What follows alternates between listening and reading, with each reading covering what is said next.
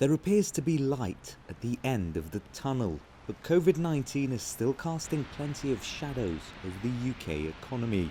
GDP fell almost 10% last year, and more than 700,000 people have lost their jobs.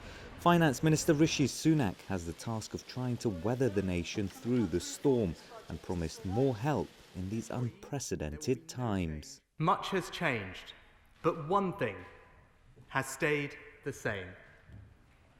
I said I would do whatever it takes. I have done, and I will do so.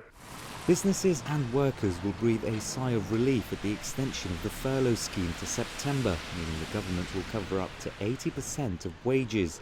$7 billion in grants will be offered to keep Britain's struggling high streets going. They've been battered by the pandemic, which has forced many shops to close for good.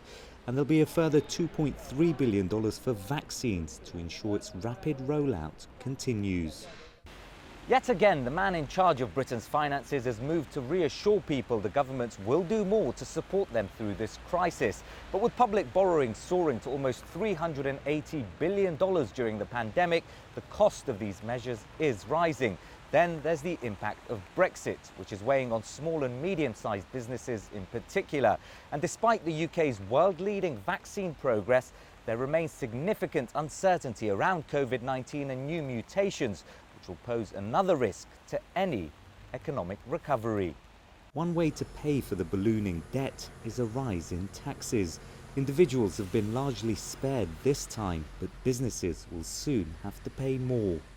In 2023, the rate of corporation tax paid on company profits will increase to 25%. Even after this change, the United Kingdom will still have the lowest corporation tax rate in the G7. The Chancellor says this year and next, the total cost of the UK's COVID support measures will be almost $500 billion. And amid hopes of a rapid recovery, the warning that it will take many years to pay it back.